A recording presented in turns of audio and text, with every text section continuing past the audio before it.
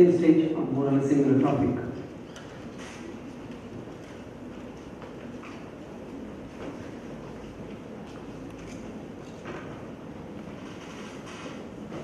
I'm starting with a very different note. I do know that when the food for body is more important than food for thought, the second one can suffer, but I hope for some more time one can hold on the food for body. I'm connecting this whole event for something absolutely far removed, which was not maybe mentioned by the organizers. A good friend of mine for the last 25 years or more, Gauri Lankesh, was shot dead recently. Same night, within I think 1 or 2 hours of that happened, I was not in Bangalore, but I got a call saying that, hey, Gauri is no more, this is what happened around.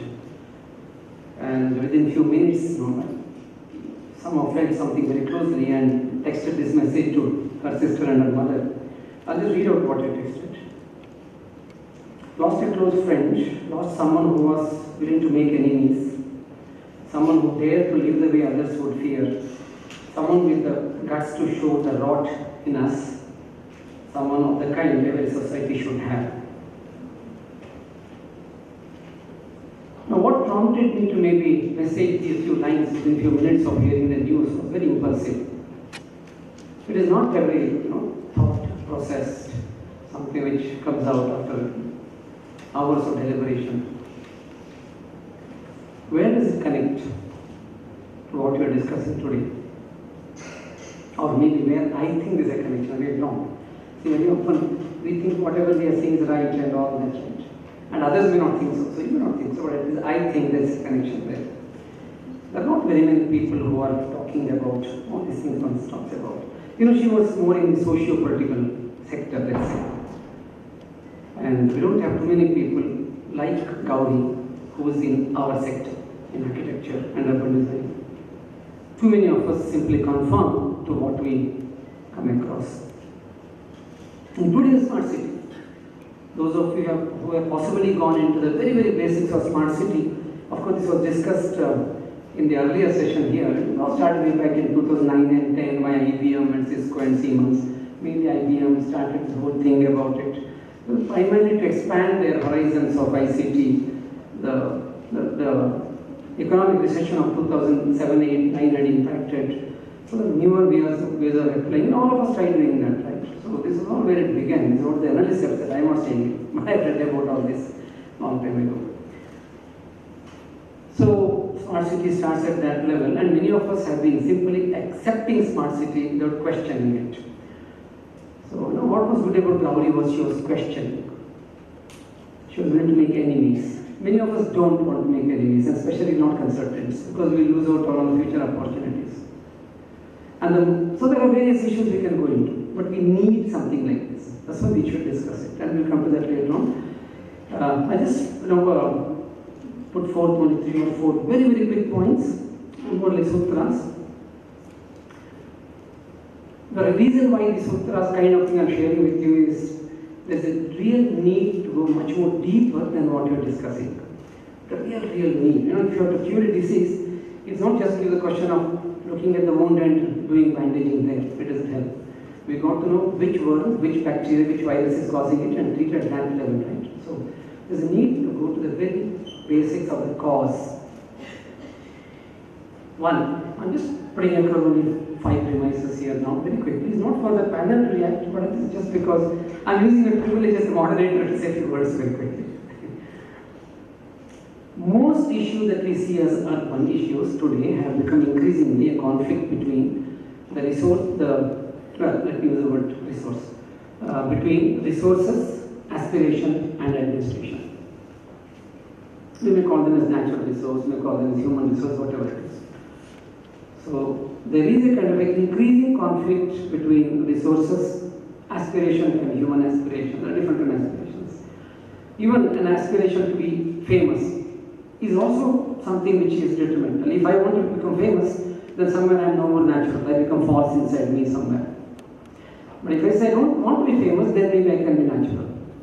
So the conflict between resources, aspiration and administration is one of the issues which is very fundamental, and most of us are not able to read into this very critical and clear. The second major issue is, we all keep saying that city, they drive economy. In the very first phase, as the city is formed, yes, city drives the economy. Later, the economy drives the city. When we say economy, it can be generation, it can be speculation, which is one of the most lethal scenarios actually. And speculation is so lethal that most of us are not able to overcome it. And Bangalore is a great example where the speculative city has killed the city in many ways. Of course, the speculation also has made the city grow in terms of certain quantity-based issues. And at the third level, accumulation. Again, economy, I'm talking of economy. And we can refer selfishness, greed, more than what one needs, etc. So when the city stops driving the economy, and when economy starts to drive the city, economy with these three arms of it, production, speculation, and accumulation, then it again becomes very difficult to sort it, whether we have JNU or smart city or many of them. Now, one point keeping some of the students of architecture in mind here, why is the city study important? And I personally believe it's very, very important. JNU was important before that. As part of Civic Bangalore, we were trying to bring about 74th Amendment. Perhaps someone mentioned it. I remember the 90s where we were social activists trying to get the 74th Amendment implemented in Bangalore in a very big way. We were trying. Ravindra sir, who was here earlier, we used to meet Ravindra in those days. We were civic and he was acting the Abhimana movement as another arm of the people's movement.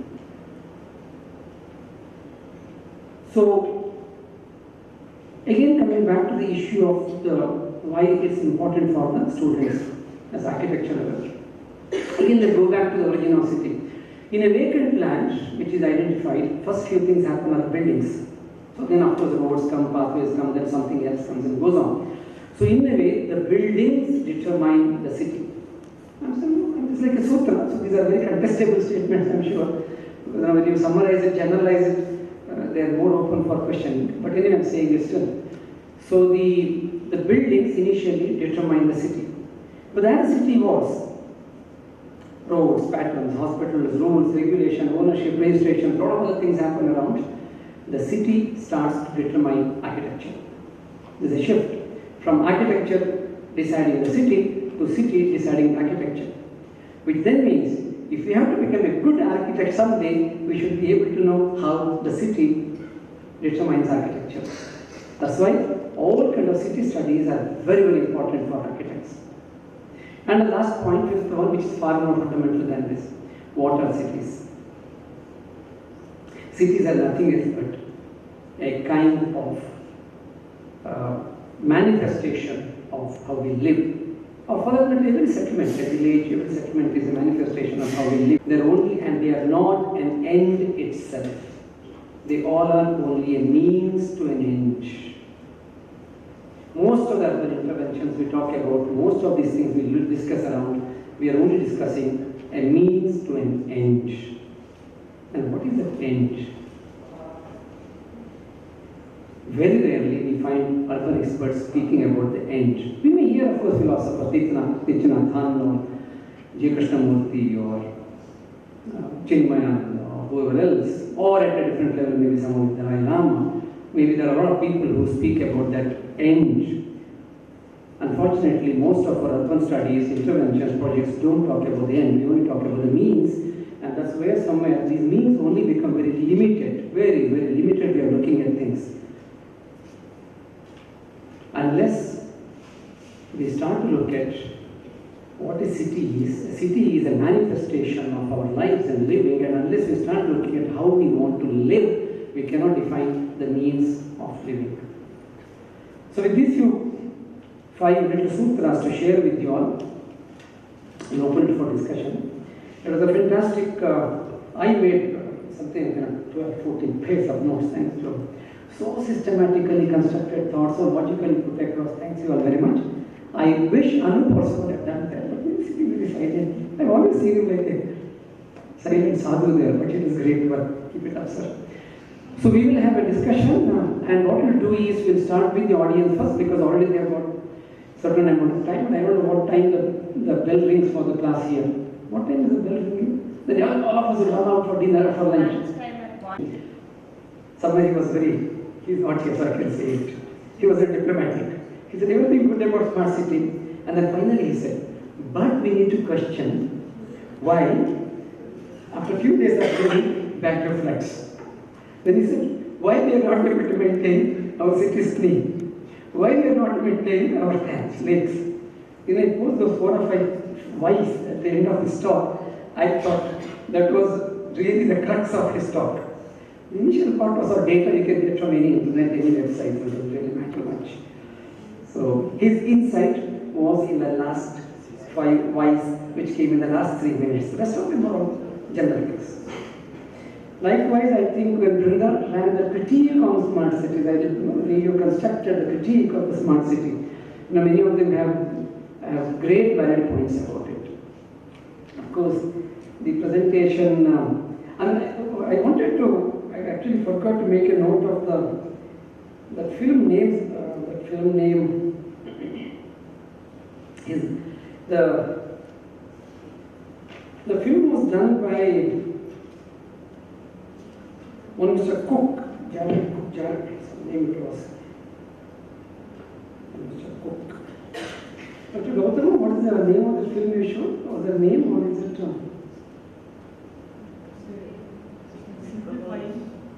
Simplified Life. Wow. Good, I missed the title at that moment. I thought life is so complicated, and I'm very happy I died far before all that happens around here in Bangalore. Yeah, but it's a fantastic way to think of the future. You know what occurred to my mind, sir, when I saw the Dr. Gautam, and I'm going to ask you this as a question, and later on if they would ask you. 2 things came to my mind. 2 things. Of course, something else came to my mind when you were presenting also. Just mention these 3 things, then we'll open it up. I've been to Andamans once, and they said it's very difficult to see Jaravas. But the day we were driving through that forest road, coincidentally, there was a group of Jaravas who were walking down the street. When I saw that, the picture of the Jaravas came to my mind. When I saw yours, I do take a lot of metro and city bus and the sleeper class train. And that's how most of my travel modes are like this only. Rickshaws and shared rickshaws and a whole lot of them. In the last couple of years, I've reduced hugely on flights and taxis and all of them. Yesterday morning, I was back from one of my trips, Kengeri station, and walking back to the bus stop. Some great scene, which I can never forget for many more years, unless some dementia hits on me. There was this man who had only 1 leg. Because I could see his other artificial aluminum leg kept side by side. You know what was he doing? There's an area where if any of you, got down in Kengeri and you walk there, not come out to the main gate, but come out to the side and walk to the bus stand. Some of you already know in your head. And this man was sitting there with about 20 pairs of different type of chappals. And he was stitching and sewing and he was polishing. I thought this man sitting there without a leg is enabling other people with their legs to walk. These 2 images, the Jaravas and life simplified, and the man without 1 leg enabling people with their legs to walk. If you compare this with the whole thing of this computer, I hope it's okay to take a few minutes. Like JC always used to say, Satya, as a moderator, you speak more than speakers. Maybe next time we shouldn't call me as a moderator. When computers are introduced, I mean, someone like me who has an extremely messy office, I will walks up to a computer consultant and says, hey, come on, my office is so messy, I just don't have office, systems, forms, files, everything will be there. And then innocently ask, oh, well, then what happens? An answer comes, yours will be computerized mess. But of course, computers have now proved to be far better than merely being computerized mess, though there's a big mess about computerization, which we all know, hopefully over the time that will be resolved. So with these few words, over to the audience. I hope this is a passing mic then. First we'll take some queries. The whole process of urbanization. In Bangalore city itself, if we compare that with the satellite towns which are coming up or the counterpart magnets of Bangalore, there is already a geographic inequality which exists. And I think that smart city should then be focused more on those towns and cities than the urban centers in itself, like Bangalore, for example. The second one, the second doubt, or the I don't agree with you when you say that the privacy issues in public spaces will come up if we computerize and digitize the whole public spaces. I have a counter argument. First thing is the general psychology or the perception of people when they are updating every update on Facebook, where they are going, where they are eating. I don't think so. People are so much concerned about privacy, though it used to be one of the concerns in probably 5 years back. The second thing is public spaces in themselves meant to be more secure and not private. That's the reason they are called as public spaces. So how come the concept of privacy comes in picture for public spaces? And I think public spaces are probably more equipped to have IoT systems enabled there. Second one, I have one more doubt I have, sir, Jai Krishna sir, in your presentation. It's more of an enlightenment I would like to have. When you say, when we are talking about transit-oriented development, Bangalore city is actually facing, like, I would say that Bangalore city is having a transit-oriented development when we are having settlements like Marathali or Whitefield happening along the national highways. But we can see the situation which is right there in Marathali or Whitefield.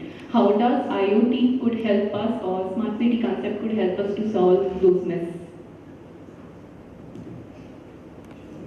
College. And my question is posed to Brinda ma'am.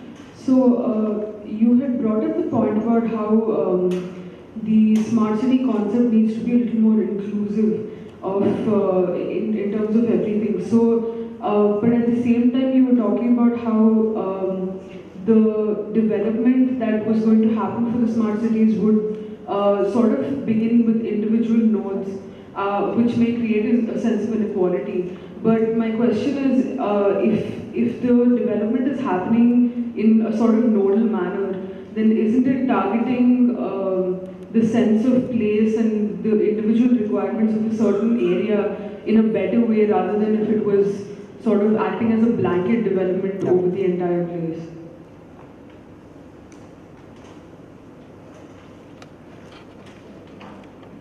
So you give us a lot of information on IoT and the sort of technological side of what smart city aims to do. So what I sort of understood, it's kind of a lot about retrofitting our current build in our current cities to sort of be more connected and have a common platform where everything is accessible, sort of through our smartphones. They're already connected on one such platform. But my question comes that as architects, designers and planners, not the architects, what can we do to sort of catch up to this, and how do our designs, our studies of the city, how do we sort of merge these two? Because right now it seems like two parallel lines going towards the same goal. So where does this junction occur? How do we catch up to technology at the same time keep in the sort of human layers and the other things that we do study as planners?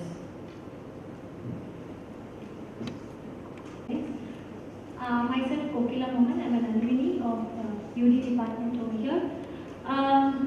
Where are the common people seen in this picture called a smart city? When it is so sophisticated and so much of technology which is being improvised, in a diverse country like us, where are the common people? About all the proposals from the government and the financial aspect of how much has been devoted towards smart city. My question would be, true that we all got enlightened about what a smart city is and the design guidelines about how a smart city could be designed. How would we maintain a city when it is smart? After the smart city is already done, because concept of a smart city is basically majorly driven by technology. So the e-waste which comes out of the smart city after 5 years or 8 years, in terms of the equipments, where do all these e-waste go? How do we manage this e-waste? Because in terms of Bangalore, from a few years, when it's an organically grown city, couple of years back, we are facing the problem of the solid waste management, and the government has a few proposals wherever they find an empty land, just like whatever happens next to a college, lay down the waste, and which is going to create a lot of other aspects of nuisance and other things. So, how would we go about this aspect of maintaining a city after it's smart?